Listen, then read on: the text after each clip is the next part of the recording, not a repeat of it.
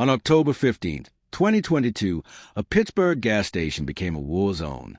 Bullets ripped through the night, killing 3 young men and 2 innocent women who had just been trying to get home. 2 weeks later, mourners gathered to bury one of those men.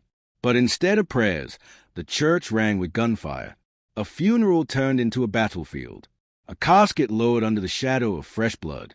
This isn't just a story about murder. It's about a cycle, retaliation feeding retaliation, violence refusing to end, a community asking the same question again and again. If even a funeral isn't sacred, where's safe? This is the story of the Pittsburgh funeral shootings. It began at a gas station. It ended at a funeral. 2 scenes, 2 bloodbaths, just 13 days apart. 1 grandmother killed while buying fuel. 1 mother gunned down while trying to get home. And when the community gathered to say goodbye, the bullets followed them into the sanctuary. This isn't a story about one crime. It's a story about revenge. About how violence in Pittsburgh didn't pause for grief. It hunted grief. It walked straight into a funeral and opened fire. The organ played Amazing Grace in a quiet Pittsburgh church. A mother clutched her tissue. A child fidgeted in the pew. It should have been a funeral, a space for grief. But grief would soon be replaced by horror. Because 13 days earlier, on an ordinary October night, the script had already been written in blood. It started small. A bus stop, a gas station, everyday places, the kind you pass without thought. But in the space of 57 seconds, they became a war zone. And 3 people who had nothing to do with the fight lost everything. October 15th, 2022, 10:05 p.m. Cedar Avenue, North Side, Pittsburgh. The air carried the mix of exhaust and fried food from the late-night shops. Neon signs buzzed, their light flickering against the concrete. A grandmother, Betty Jean 8, 59 years old, stood at her usual stop waiting for the number 54. 7 grandchildren, a life rooted in faith, family, and routine. She had 13 minutes to wait. Across the street, Jacqueline Mahalik, 33, hurried along the sidewalk, glancing at her phone. She was late for her night shift. 3 kids at home, bills stacked on the counter. She walked fast, shoulders hunched, her focus on getting to wake. She had 17 minutes to live. And then there was John James Horns Jr., 20 years old. Ambitious, his godmother would later say. But ambition doesn't always outrun environment. He'd grown up in a neighborhood where conflict wasn't an if, but a when. The night before, he'd been at a party on Federal Street. Words exchanged. Threats whispered. Nothing new. Except this time, the warnings didn't vanish. They escalated. Screenshots, DMs, deleted Instagram stories. See you at the spot. The spot wasn't a bar, or a house, or even a corner. It was a Sunoco station on Cedar Avenue. A place both crews used. A place everyone thought was safe because the cameras worked and the public came and went. Neutral ground. Until it wasn't. October 13th. A house party. Laughter, liquor, music. Then tempers. John Horns Jr. S group against men tied to Sharon Troutman, 19 years old. Witnesses said it started over a girl. Others said money. Or maybe it was nothing more than disrespect. Words sharpened into threats. This ain't over.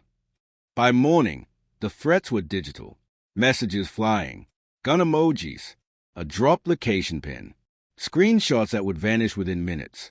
But investigators would later recover some of them, piecing together the countdown clock to violence. On October 14th, surveillance cameras caught something subtle. At 11 a.m., Jalen Hines, 21, pulled up to pump number 3 at Sunoco. Hours later, John Horns Jr. stopped at the exact same pump.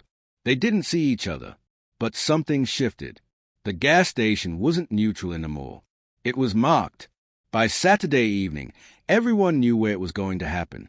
At 9:45 p.m. on October 15th, Sunoco cameras showed John Jr. S group arriving. 3 men stepped out, weapons tucked close, eyes scanning the lot. They didn't buy gas. They didn't go inside. They were waiting. At 9:50, a black Hyundai Tucson rolled down Cedar Avenue, slowed near the pumps, then kept going. Inside sat Samuel Pagers, 30 years old, with Troutman riding shotgun. In the back seat, another man the police still won't name. All three were armed. The Tucsons circled once, twice, a predator's orbit. 9:55. Betty 8 placed her purse at the bus stop bench. Checked the timetable. The number 54 would come in 13 minutes. She had no idea her minutes were numbered. 9:58. Jacqueline Mahalik walked past a giant eagle. Quick steps, head down. Her shift started in 17 minutes. Her path would carry her straight between two armed groups. 10 p.m. The Tucson stopped. Doors opened. Shouts cut across the lot. Witnesses heard the words, "What's up now?" And then everything shattered. Weapons rose. Fire erupted. The sound cracked like thunder between concrete walls. Bullets tore across asphalt, shattering glass, sparking against metal. 2 calibers, multiple shooters. Chaos orchestrated by hatred. 23 shell casings would later mark the ground. Betty didn't run. Maybe she froze. Maybe she thought it wasn't real until it was too late. Jacqueline had no chance. Her route to work had placed her between fire and target. John Jr. dropped where he stood, caught in the storm he'd helped summon. By 10:03 p.m., the shooting ended. The Hyundai roared north, vanishing into the dark. One of John Jr.'s associates stumbled bleeding into a white Palisade with Florida plates and fled. Silence fell, broken only by screams. Betty 8 lay slumped at her bus stop. Jacqueline collapsed on the sidewalk, blood spreading fast. John Jr. gasped for air that wouldn't come. At 10:05, a desperate voice reached 911. "There's people shot everywhere. Oh my God, they're not moving." Paramedics from Allegheny General arrived in under 2 minutes. But 2 minutes wasn't enough. Betty, Jacqueline, John Jr., gone. A fourth man, Jalen Hines, survived a bullet to his leg. The war had begun. Word spread before dawn. On the north side, violence isn't just violence. It's a language. Every shot fired is a message. And this message was clear. The feud was alive. But the message came with an answer. On these streets, funerals aren't sacred. They are targets. And 13 days later, at a church meant for mourning, Pittsburgh would learn what happens when vengeance refuses to rest. Grief has its rituals. The flowers, the hymns, the words meant to comfort, even when comfort feels impossible. For the Horns family, grief should have been about John Jr., a son, a brother, a godson who turned 20 just weeks before his death. But in Pittsburgh's North Side, grief is never private. It's public, and sometimes it's weaponized. Because as the Horns family began planning a service for John, others were planning something else, retaliation. October 16th, 2022, the day after. The crime tape on Cedar Avenue was barely down when Pittsburgh's mayor stood in front of cameras. Behind him, the sidewalk still bore bloodstains where Betty and Jacqueline had fallen. "I couldn't imagine what that feels like," Mayor Ed Gainey said softly. He looked into the lenses, into the homes of families shaken awake by news alerts. "We need the entire city to come together to deal with this violence.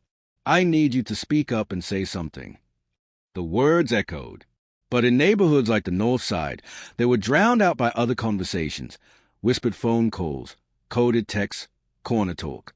Conversations not about peace, but payback. Because for every killing, there's an answer.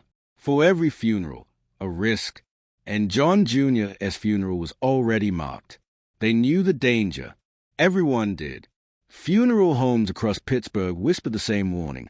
Watch the services. They are targets now. John Jr., as godmother, Paige Davis, begged for police protection. The family's request went through official channels. The city approved it. On paper, officers would stand guard at Destiny of Faith Church on Brighton Road. But paper doesn't stop bullets. And somewhere between dispatch and deployment, paper betrayed them.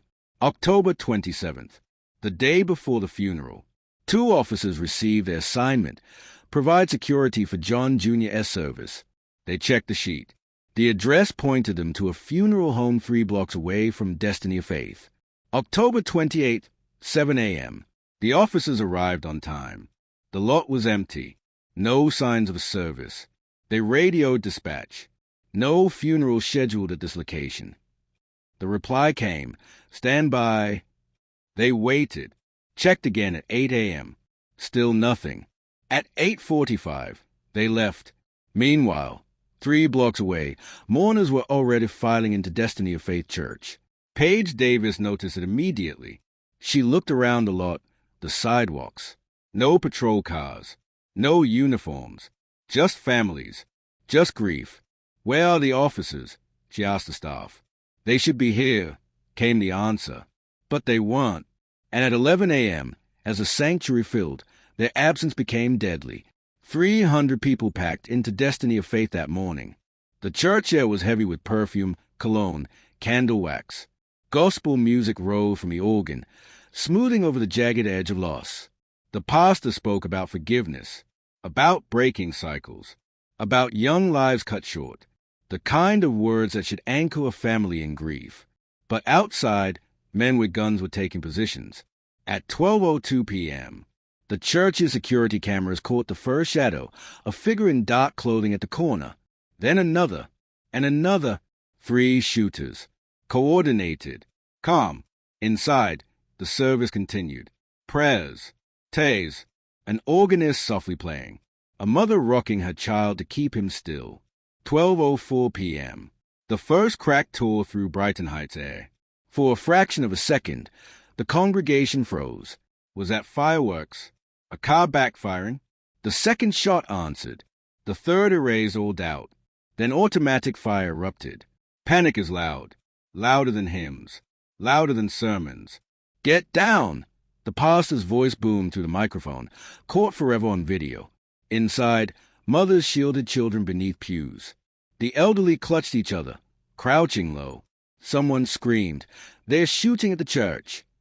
Outside, gunfire stitched across the steps. Glass shattered.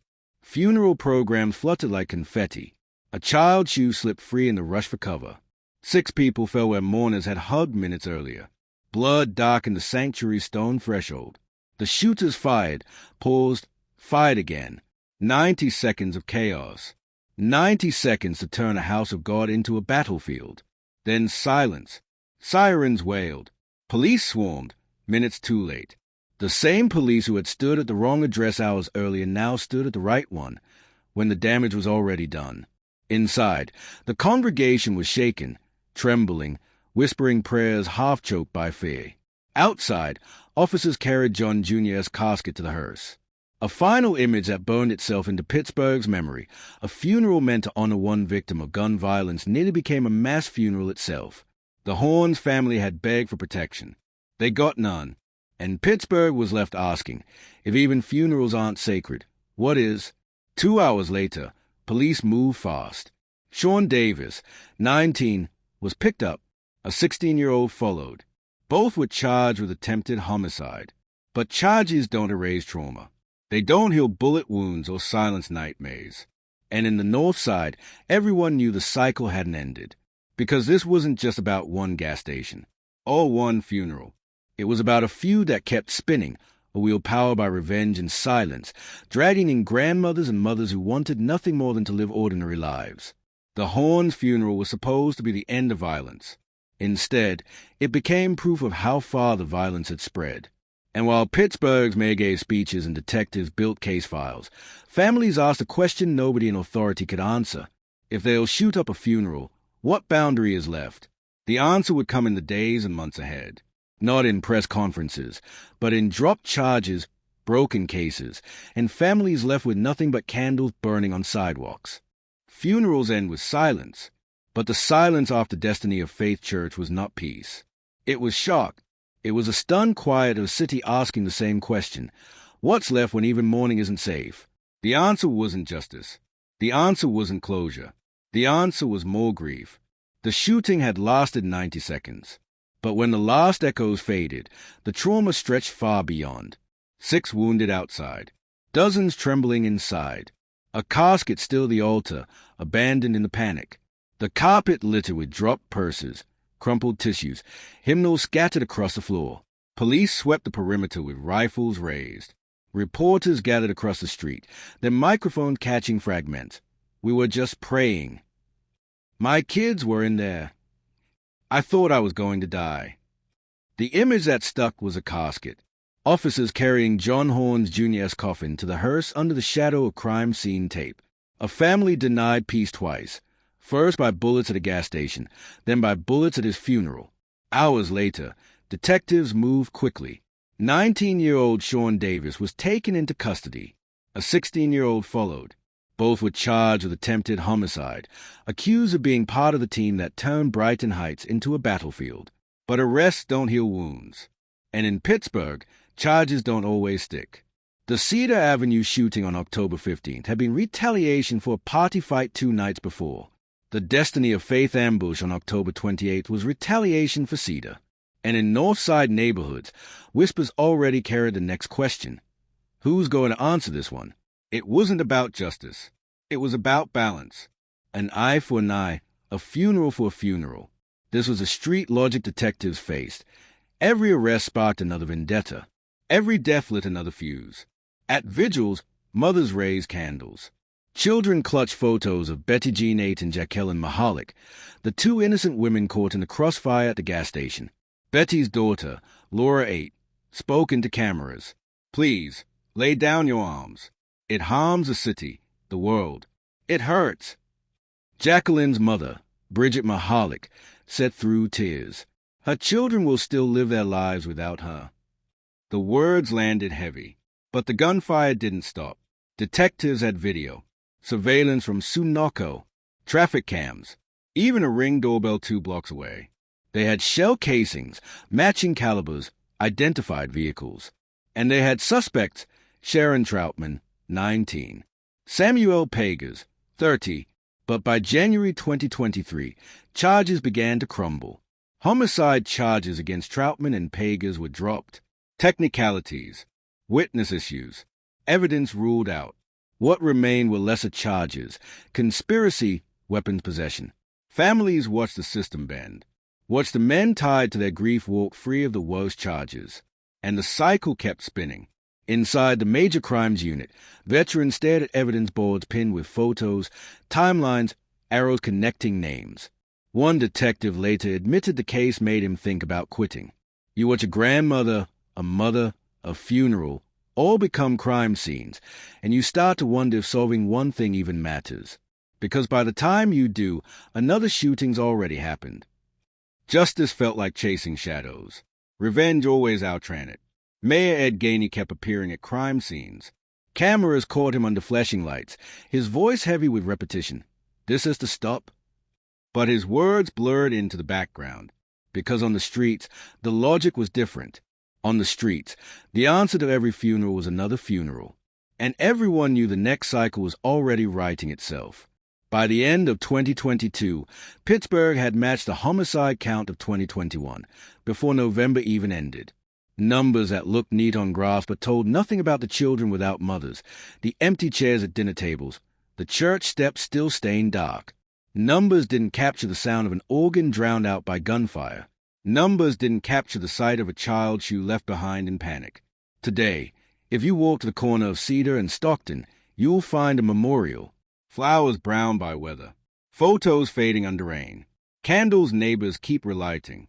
For Betty 8, grandmother of 7, who only wanted to get home. For Jacqueline Mahalik, mother of 3, who only wanted to make her shift. Their names aren't tied to territory. Their lives weren't claimed by street codes.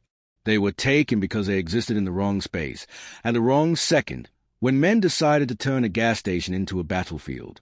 If not a church, then where? If not during final goodbyes, then when? When men with guns will shoot up a funeral in broad daylight, what boundary is left? 3 young men dead or in prison.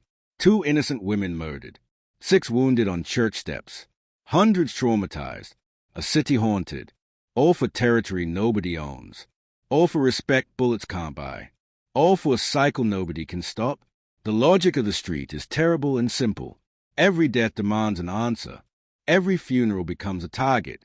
And in Pittsburgh, October 2022 proved it. Subscribe to Unheard Evidence, where every buried evidence are exposed. Thank you for listening.